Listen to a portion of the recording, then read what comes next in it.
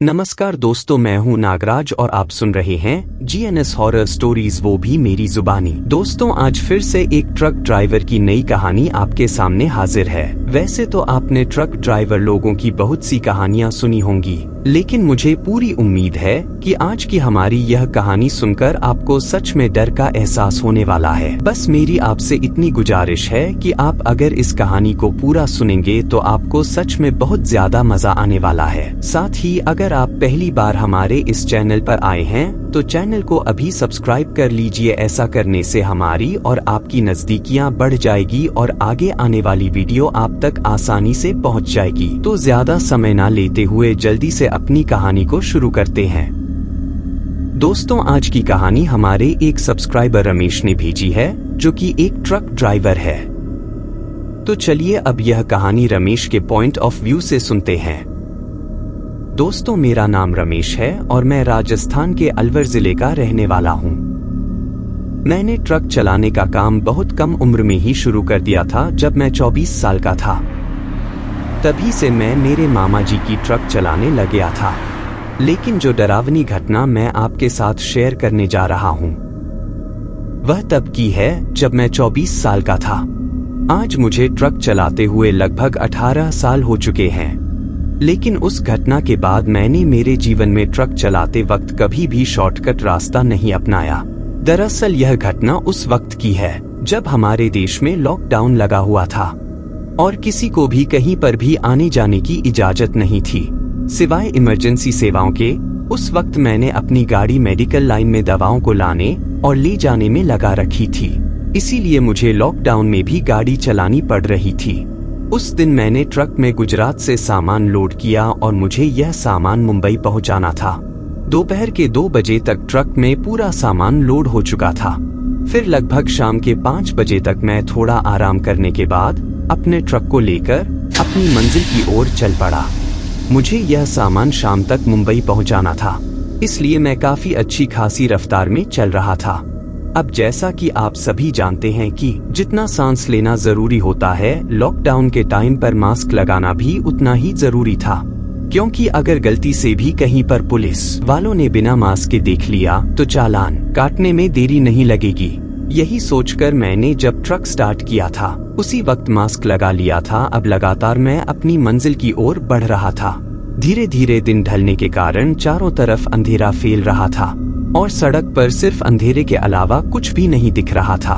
तभी मेरे दिमाग में आया कि अगर मैं किसी तरह शाम से पहले यानी कि जल्दी मुंबई पहुंच जाऊंगा तो मुझे थोड़ा ज्यादा आराम करने का वक्त मिल जाएगा। और यही सोचकर मैंने एक फैसला किया कि यदि रास्ते में मुझे कोई शॉर्टकट रास्ता दिखता है तो मैं उस शॉर्टकट रास्ते को अपनाकर जल्दी मुंबई पहुंच जाऊंगा। लेकिन कुछ देर और गाड़ी चलाने के बाद ना जाने क्यों पर मुझे नींद की झपकियां आने लगी। इसलिए मैंने सोचा कि अगर रास्ते में कहीं पर थोड़ा हाथ मुंह धोकर चाय पी ली जाए तो ठीक रहेगा। यही सोचकर मैं अब ट्रक चलाते हुए हाईवे पर किसी ढाबे या चाय वाले की दुकान को तलाशने लगा। लेकिन थोड़ी ही देर बाद मुझे याद आया कि यह तो लॉकडाउन का टाइम है और इस टाइम मुझे कोई भी ढाबा या दुकान नहीं मिलने वाली है जहां पर बैठकर मैं चाय पी सकूं। फिर मैं अपने आप से मन में ही कहा, क्या यार रमेश, तू भी कितना भोला है। भला लॉकडाउन के टाइम पर तुझे कहाँ चाय की दुकान मिलेगी। अभी मैं यह सोच ही रहा था कि तभी मुझे अचानक हाईवे पर कुछ दूर एक रोशनी सी दिखाई देने लगी। धीरे धीरे जैसे मैं उसके पास गया तो मुझे मालूम हुआ कि वह तो एक चाय की टपरी है और उसे पर एक बुजुर्ग दुकानदार बैठा हुआ है। हमारे राजस्थान में छोटी और अस्थायी दुकान को टपरी ही कहा जाता है।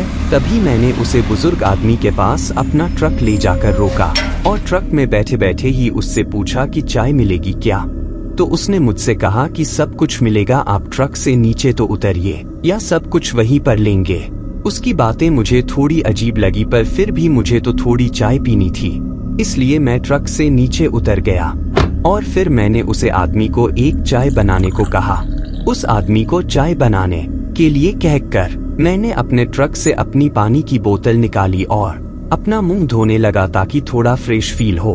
थोड़ी ही देर बाद उस आदमी ने चाय बनाकर मुझे दे दी, लेकिन उसकी चाय का टेस्ट कुछ अजीब था। जब मैंने इसके बारे में उससे पूछा तो उसने कहा कि साहब यह चाय भैंस के दूध की नहीं है। वह क्या है कि लॉकडाउन के टाइम पर दूध की सभी दुकानें तो बंद है और मेरे घर में सिर्फ कुछ बकरियां हैं, तो मैं उन बकरियों का दूध निकाल कर ही यहाँ दुकान पर लाता और उसी की चाय बनाकर बेचता हूँ। शायद आपने कभी बकरी के दूध की चाय पी नहीं होगी, इसीलिए आपको इसका स्वाद थोड़ा अजीब लग रहा है। तब मैंने उससे पूछते हुए बोला कि यह लॉकडाउन के टाइम पर तुमने दुकान खोल रखी है, पुलिस वगैरह आती है तो तुम्हें कुछ कहती नहीं है क्या? इस पर उस आदमी ने एक अजीब सी मुस्कुराहट के साथ मुझसे कहा, पुलिस तो क्या, हमारा तो कोई भी कुछ भी नहीं बिगाड़ सकता। उसकी मुस्कुराहट बहुत अजीब थी और वह मुस्कुराने के साथ साथ मुझे अजीब तरीके से घूर रहा था। तभी मैं उसको नजरअंदाज करते हुए चाय पीने लगा। मुझे लगा कि यह बुढ़ा थोड़ा सटिया गया है। जब मैं उसकी दुकान पर चाय पीने उतरा था तो मैंने अपना ट्रक चालू ही छोड़ दिया था, लेकिन अचानक से मेरा ट्रक बंद हो गया।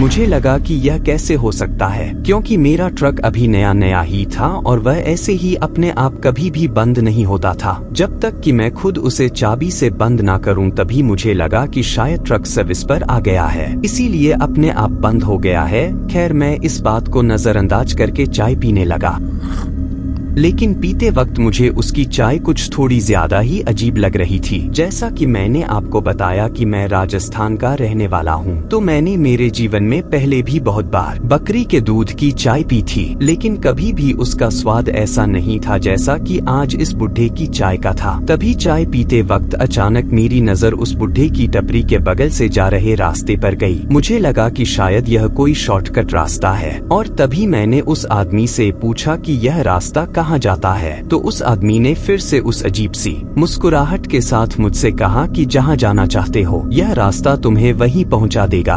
तो मैंने उस आदमी से कहा कि तुम्हें कैसे पता कि मुझे जहाँ जाना है यह रास्ता मुझे वहाँ पहुँचा देगा? इस पर वह आदमी कुछ नहीं बोला, बस चुपचाप अपना सिर नीचे के बैठा रहा। तभी मैंने उससे फिर से पूछा, अच्छा यह तो बताओ कि इस रास्ते से मुंबई जाने पर कितनी दूरी कम पड़ेगी? तो इस पर उस आदमी ने अपना मुंह नीचे के हुए ही बोला 600 किलोमीटर की दूरी। अभी मैं उस आदमी से कुछ और पूछने ही वाला था कि तभी वह आदमी अजीब तरीके से कांपने लगा। जब मैंने गौर से उसकी तरफ देखा तो उसका एक हाथ बहुत ज्यादा कांप रहा था। मुझे भी थोड़ा अजीब लगा। फिर मैंने उससे कहा कि क्या हुआ, तबीयत तो ठीक है ना तुम्हारी? इस पर उस आदमी ने मेरी तरफ अजीब तरीके से घूरते हुए कहा कि तुम्हारा काम खत्म हो गया है, तुम जा सकते हो यहाँ से। मुझे भी उससे कुछ ज्यादा मतलब नहीं था, इसीलिए मैं जाकर अपने ट्रक में बैठ गया। लेकिन ट्रक में बैठने के बाद भी जब मैंने उस आदमी को देखा तो उसकी हरकतें मुझे बहुत अजीब लग रही थी। मुझे तो वह बुढ़ा पहले से ही बहुत ज्यादा सट आया हुआ लग रहा था, इसीलिए मैंने उसकी तरफ ज्यादा ध्यान नहीं दिया। लेकिन ना जाने क्यों उसकी चाय पीने के बाद मेरा ध्यान बार बार उस शॉर्टकट रास्ते की तरफ जा रहा था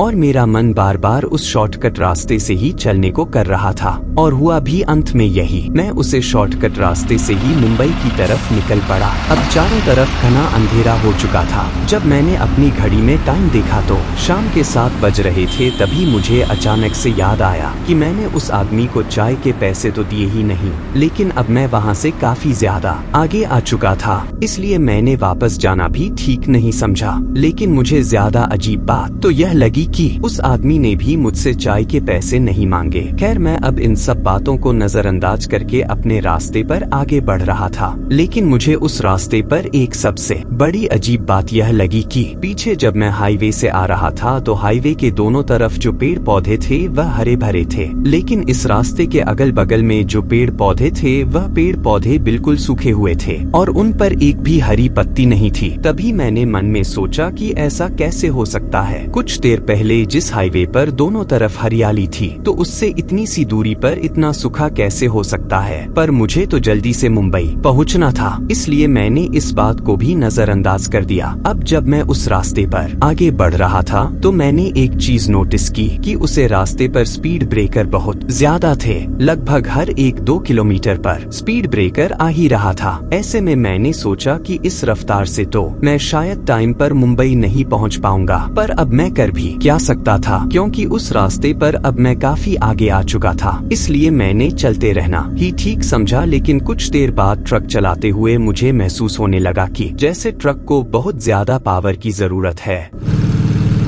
ऐसा अमूमन तब होता है जब ट्रक में पीछे की तरफ कुछ बहुत ज्यादा भारी सामान लोड किया हुआ हो, लेकिन आज तो ट्रक में ऐसा कुछ भी नहीं था। लेकिन फिर भी ट्रक इतना पावर क्यों ले रहा था, जैसे उसके पीछे कोई बहुत भारी सामान लोड किया हुआ हो। अब बार बार मुझे इस चीज का एहसास होने लगा था कि ट्रक को चलने में बहुत ज्यादा दिक्कत आ रही है। इसलिए मैंने ट्रक को रोक कर एक बार चेक करने की सोची, लेकिन रोकने से पहले सामने के रास्ते का मंजर देखकर मेरा ट्रक रोकने का दिल नहीं कर रहा था, क्योंकि वह रास्ता बहुत ही ज्यादा उबड़ खाबड़ और देखने में भी भयावह लग रहा था। खैर वैसे तो मुझे इतना ज्यादा डर नहीं लगता था, लेकिन आखिर हूँ तो मैं भी एक इंसान ही। तभी मैं ट्रक चलाते हुए मन ही मन सोच ही रहा था कि कहीं कोई अच्छी सी जगह दिख जाए या फिर कोई इंसान दिख जाए तो मैं ट्रक को रोक कर इसको चेक कर लूंगा और उस इंसान से पूछ भी लूंगा कि रास्ता इतना वीरान और सूखा क्यों है और यह मुझे मुंबई कब तक पहुंचा देगा। बस मेरे यह सोचने भर की देरी थी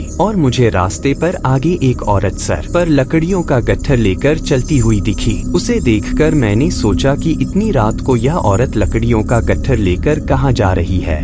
तभी मैंने अपनी घड़ी में टाइम देखा तो रात के 11 बज रहे थे। मुझे थोड़ा अजीब तो लगा, पर फिर भी मैंने उसके पास ले जाकर अपनी ट्रक को रोक दिया।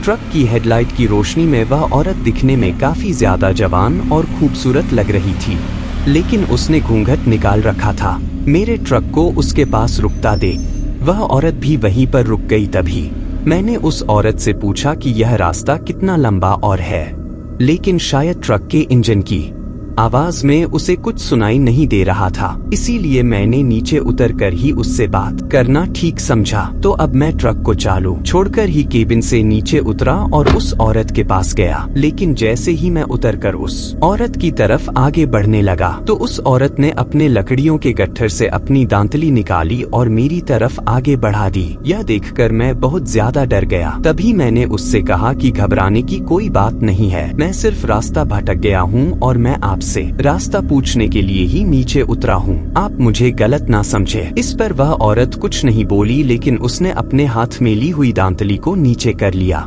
दरअसल दांतली हमारे राजस्थान में एक प्रकार का औजार है जिसे कुछ भी लकड़ी या अन्य चीजों को काटने के लिए काम में लिया जाता है। अभी मैं उस औरत से कुछ और पूछने ही वाला था कि तभी उसने अपना घूंघट ऊपर किया और उसके घूंघट ऊपर करते ही मैं तो मंत्रमुग्ध हो गया, क्योंकि वह दिखने में काफी ज्यादा खूबसूरत थी।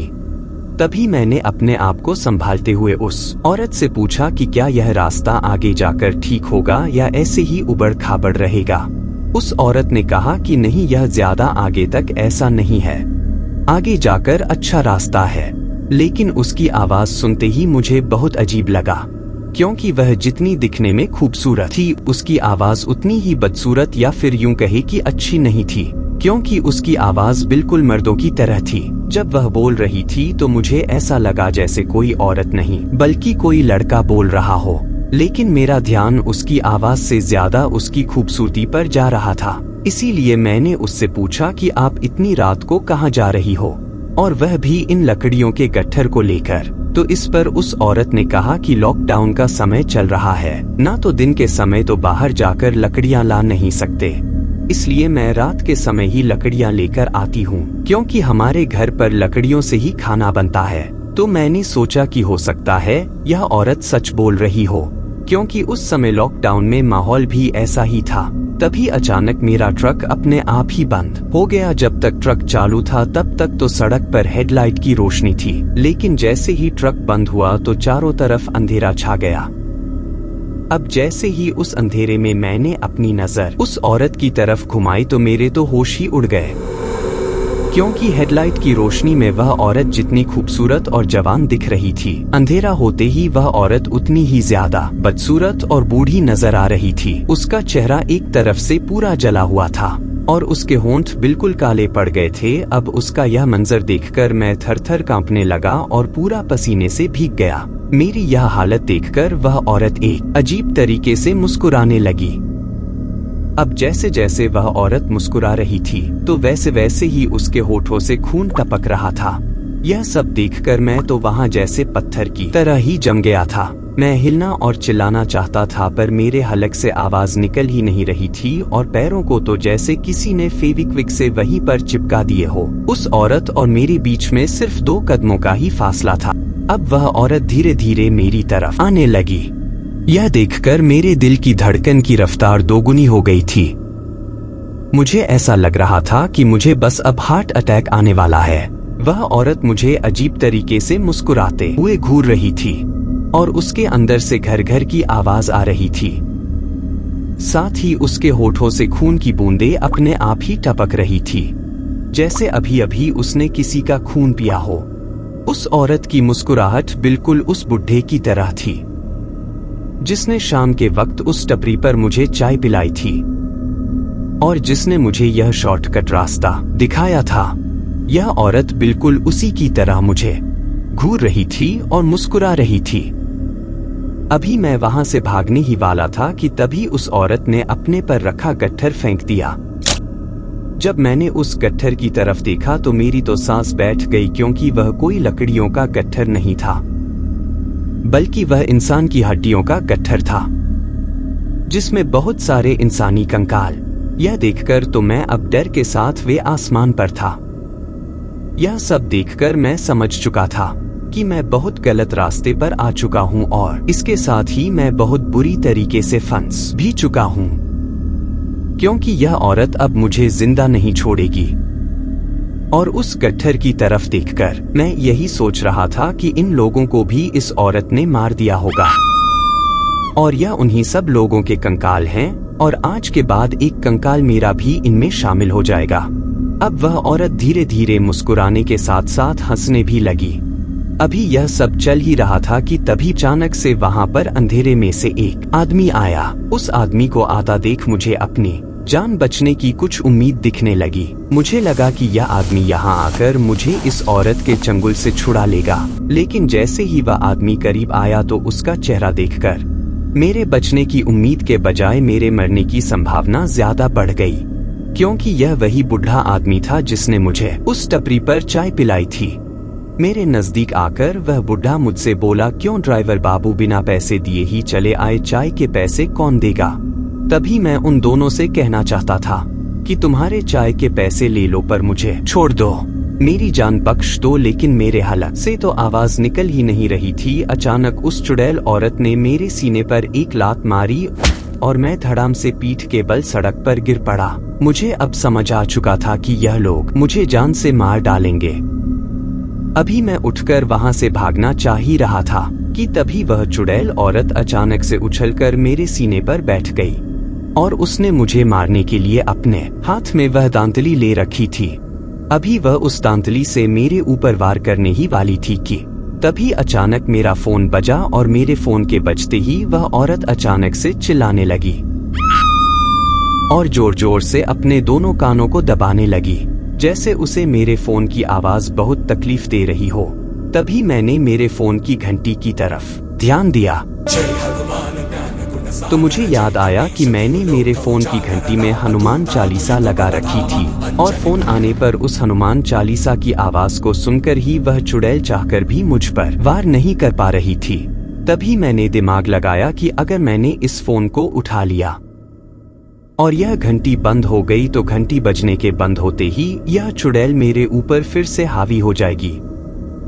इसीलिए मैंने फोन ना उठाना ही ठीक समझा, लेकिन फोन कुछ देर बाद ही कट गया और घंटी बजना बंद हो गई। घंटी बजने के बंद होते ही वह चुड़ैल मेरे ऊपर फिर से वार करने ही वाली थी कि तभी फिर से फोन बज उठा और फिर से फोन में हनुमान चालीसा की आवाज बजने लगी। इसके साथ ही इस बार अचानक से पता नहीं कैसे पर मेरा ट्रक अपने आप ही चालू हो गया और ट्रक के चालू होते ही ट्रक की हेडलाइट की रोशनी जली और मेरे आसपास उजाला होते ही वह चुड़ैल औरत और वह बुढ़ा वहां से गायब हो गए। लेकिन अभी भी मेरे फोन में हनुमान चालीसा बजी जा रही थी। कोई तो था जो बार बार मेरे फोन पर फोन किया जा रहा था, जिसकी वजह से वह हनुमान चालीसा बज रही थी। अब मैं समझ चुका था कि अगर इस चुड़ैल और उस बुढ़े आदमी के चंगुल से बचना है तो हनुमान चालीसा ही एकमात्र मेरा सहारा है, जो कि मुझे यहाँ से सुरक्षित बाहर निकाल सकती है। इसलिए मैं अपने शरीर का पूरा जोर लगाकर तुरंत उठा और ट्रक के केबिन में चढ़कर म्यूजिक सिस्टम में फुल आवाज में हनुमान चालीसा चला दी और इसके साथ ही ट्रक को फुल स्पीड में वहाँ से दौड़ा लिया। अब मैं ट्रक को फुल स्पीड में भगाए जा रहा था, तभी हनुमान चालीसा की आवाज के साथ मुझे मेरे पीछे से ऐसी आवाजें आ रही थी जैसे कोई चिल्ला रहा हो, जैसे किसी का कुछ छूट गया हो। लेकिन मैं उन सभी आवाजों को नजरअंदाज करके सिर्फ अपने ट्रक चलाने पर ध्यान दिया। ट्रक चलाते वक्त मैंने सोचा कि आज किसका फोन आया होगा जिसकी वजह से मेरी जान बची है। मैं देखना चाहता था कि आखिर किसकी वजह से आज मेरी जान बची है। इसीलिए मैंने अपना मोबाइल निकाला और देखना चाहा कि किसका फोन आया है। तभी मेरे दिमाग में आया कि हो सकता है वह चुड़ैल और वह बुढ़ा आदमी अभी भी मेरा पीछा कर रहे हो। इसलिए तो मुझे मेरा पूरा ध्यान सिर्फ ट्रक चलाने पर लगाना चाहिए। और जब मैं मुंबई में एंटर कर जाऊंगा और कोई रिहायशी इलाका आ जाएगा, तभी मैं ट्रक को रोककर फोन को देखूंगा। इसके बाद जब मैं मुंबई के रिहायशी इलाके में एंटर हो गया और मुझे पूरा यकीन हो गया कि अब मेरी जान को कोई खतरा नहीं है, तब मैंने सड़क के किनारे ट्रक को रोका और फोन निकालकर अपना फोन चेक किया। जब मैंने फोन चेक किया तो पाया कि वह फोन मेरी पत्नी ने किया था। तब मैंने सोचा कि उसे भी चिंता हो रही होगी कि मैंने इतनी बार फोन करने के बावजूद भी फोन क्यों नहीं उठाया।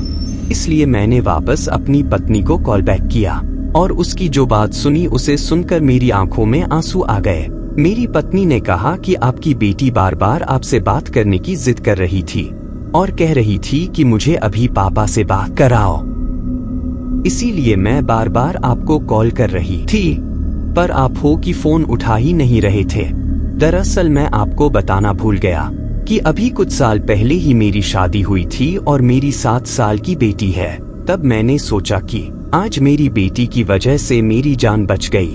अगर मेरी बेटी मुझसे बात करने की जिद ना करके फोन ना करती तो आज तो मैं मर ही चुका था। इसीलिए आपसे विनती है कि बेटियों को बोझ ना समझे, बेटियां बहुत अनमोल है। और उस दिन के बाद अब जब भी मैं माल की डिलीवरी करने के लिए ट्रक लेकर कहीं बाहर जाता हूँ और अगर मेरी बेटी का फोन आए तो काम को छोड़कर पहले अपनी बेटी से बात करता हूँ।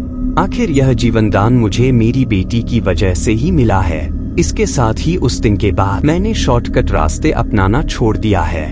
लेकिन जब मैंने उस शॉर्टकट रास्ते और उस चाय वाली टपरी की बात अपने साथ वाले ड्राइवरों को बताई तो उन्होंने मुझे बताया कि आज से कुछ साल पहले वह बाप और बेटी उस चाय की टपरी को चलाया करते थे। लेकिन एक दिन शायद कोई ट्रक वाला शराब पीकर ट्रक चला रहा था और उसने उनकी टपरी को टक्कर मार दी। उस टक्कर में वह बाप और बेटी भी मारे गए। तभी से वह बाप और बेटी ट्रक वालों को रोककर वहां चाय पिलाते हैं और उस शॉर्टकट रास्ते पर जाने के लिए उनको गुमराह करते हैं और उनसे अपनी मौत का बदला लेते हैं। तो दोस्तों, यह थी हमारी आज की कहानी। आपको कैसी लगी कमेंट बॉक्स में कमेंट करके जरूर बताना। फिलहाल चलता हूँ, बस आप अपना और अपने परिवार का ख्याल रखें। और अगर अभी तक भी चैनल को सब्सक्राइब नहीं किया है तो कृपया करके चैनल को सब्सक्राइब कर लीजिए। आपका यह छोटा सा सहयोग हमें आपके लिए ऐसी ही कहानियां लाने के लिए प्रोत्साहित करता है। अगर आपके साथ भी ऐसा हादसा हुआ हो तो कृपा करके हमारे साथ साझा करें। हमारा मेल आईडी डिस्क्रिप्शन में है।